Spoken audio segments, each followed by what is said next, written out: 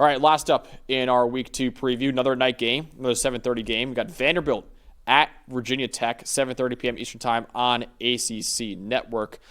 Really, can Virginia Tech exact revenge on Vanderbilt? Because last year's season opener was the first time since 1989 that Virginia Tech and Vanderbilt played each other in football.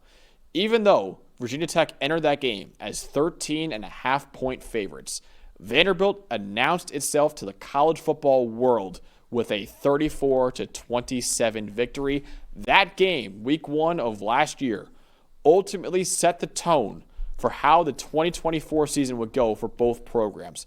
Vanderbilt had their first winning season in 11 years. Virginia Tech had their fourth losing season in the last 5 seasons. And Virginia Tech lost to number 13 South Carolina in Week 1. They're looking to exact revenge this week on Vanderbilt and get their season back on track. Absolutely. And I think getting it back on track, but there's a lot of factors here that are tough for Virginia Tech. First, they're coming off a loss. Second, they really struggled on offense in that loss against a very good South Carolina defense, obviously top 15 team in the country.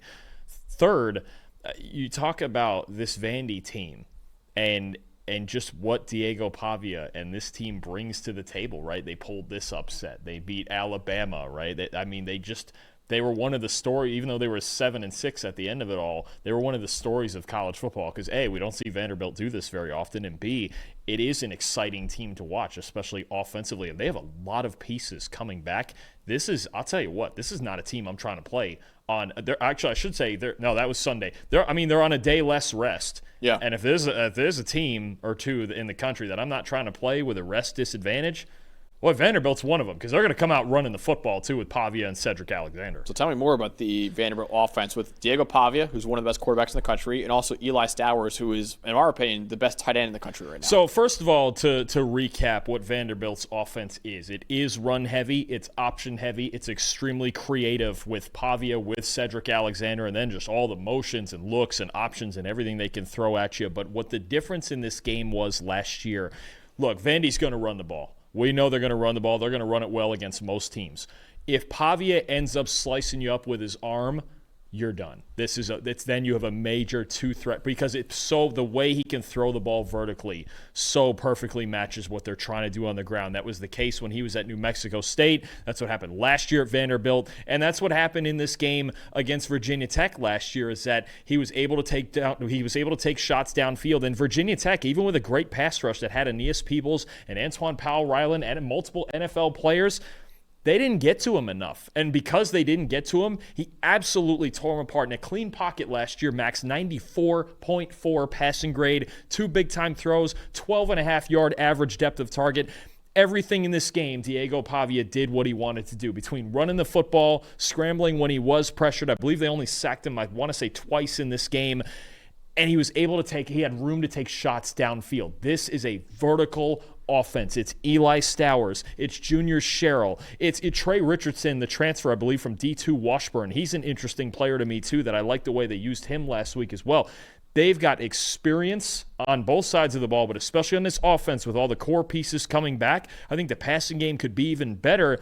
And Virginia Tech's pass rush last week was okay, but I didn't actually get the feel that it was. Last year, again, they had Peebles, who was one of the best in the country. Powell-Ryland, he lead the country in sacks, I think he did last year. He was up there. Yeah. You have Ben Bell. You have some guys, obviously, up front. They did a decent job containing Lenora Sellers, but you got to bring Pavia down, man, because if you do get pressure, you got to make sure you make a tackle, and he's tough to tackle. And if you don't, and he has time to take those shots, he is a really good vertical passer. He beat them with his arm last year as well as his legs. If Vanderbilt's offense is two-dimensional, you have a major, major problem. So I'm looking at Virginia Tech. Can their passing game be any more efficient than it was in Week 1 against South Carolina?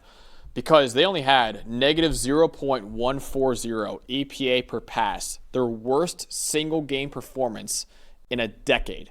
Quarterback Kyron Drones completed just 43% of his passes, and Virginia Tech had a putrid 38.2 pass blocking grade as a team.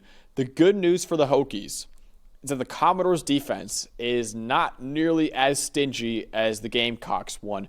Vanderbilt last year was 112th in the country in EPA per pass on defense, and they lost their two best players from that defense in that secondary in their safeties into Ricky Wright and CJ Taylor. Considering Vanderbilt was 40th in EPA per run last year, this game ultimately could come down to whether or not Kyron Drones can keep up with Diego Pavia. Yeah, no, and that's a problem because if I'm Virginia Tech and I have their wide receivers who made a couple of nice plays last week, and Drones had 4 big-time throws but was generally pretty inaccurate. Look, if I'm Virginia Tech, I got to run the football. And in this game last year, they only ran for 101 yards. And against South Carolina, they had 3.6 per carry. So if I think Vanderbilt, I actually believe in the battle of quarterbacks. If you ask me, honestly, which one in this game am I more comfortable with throwing? It's Pavia. It's Diego Pavia. I really believe that. And I think the other day when Virginia Tech played South Carolina, they got into too many obvious passing situations. I think the wide receiver situation, the weapons on the outside are a question. Now, Aiden Green, Donovan Green, they played well. They both had over 70 yards, but I think a lot of it, if it's just chucking up go balls and taking your chances, don't love it. I don't love it. And you've mentioned how inefficient the passing game was, and what is it? Kyron Drones completed 43% of his passes. Yeah. You just can't. You can't have it. So Virginia Tech needs to run the ball better because Vanderbilt last year, underrated story. They stopped the run last year against Virginia Tech. They only gave up 100 yards on the ground. There's a lot of obstacles here for Virginia Tech, and part of it is their own issues. And I think you mentioned it, throwing the ball. They have to be better. They have to be better than they were against South Carolina. They absolutely do. And I want to see Terrion Stewart get more touches in that offense too. I mean, that's a guy that we loved. Did he get any? I don't know if he got. We got to look at the. He didn't get a single one. You got Marcellus Hawkins got 15. PJ Prelo got 5 for Stewart 16. Was a star. Jeremiah Coney. Yeah, I mean, and look, it's just in general, it except for Kyron Drones, and he's got a great arm throwing go balls, that Virginia Tech offense did not feel explosive. Last year with Bashal Tutin, the run game felt explosive. You felt the speed.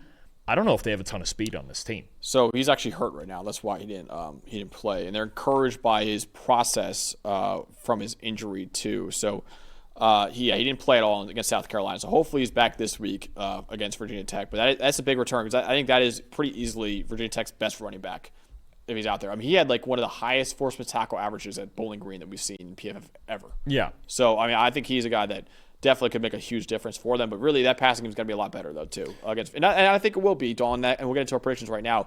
Who's winning between Vanderbilt and Virginia Tech? I think it should be better than against South Carolina because South Carolina was lights out on defense the other day, especially in run defense. But this game, I know they're at home, and I know it's a night game at Virginia Tech, and I know that's always fun, Sandman and all that stuff, right? But I just can't help but feeling like I didn't love the way Virginia Tech's offense looked the other day. And I know South Carolina's defense is better than Vanderbilt. And I'm telling you, on a one day less of rest against a physical team in South Carolina as well, I didn't see a ton of speed from Virginia Tech's offense. I didn't see the explosive ability. I still have my concerns about the receiving core and even Kyron Drones and just the consistency of their passing game. I feel like Vanderbilt, maybe obviously they're not the best team in the country, but I feel like I know what they are. And I don't think Pavia gives a damn what environment he's playing, and he's not afraid of anybody, right? I'm going to take Vanderbilt 27-23 on the road. I think they're going to get him again. I got Virginia Tech winning at home, 28-27. I think Kyron Drones and this passing game will bounce back. I think Vanderbilt is a far, far worse pass defense than what South Carolina has this year, too. So I think Virginia Tech will bounce back this week. If Terrion Stewart can play, too, that would be huge, huge for them in week 2 because I think he is easily the best running back on that team. So I got Virginia Tech winning this one 28-27 and bouncing back after a loss to South Carolina. You know what it was with the Hokies the other day, and they only scored 9 points on offense because they had the safety. Did it just never feel like they had like just a spark?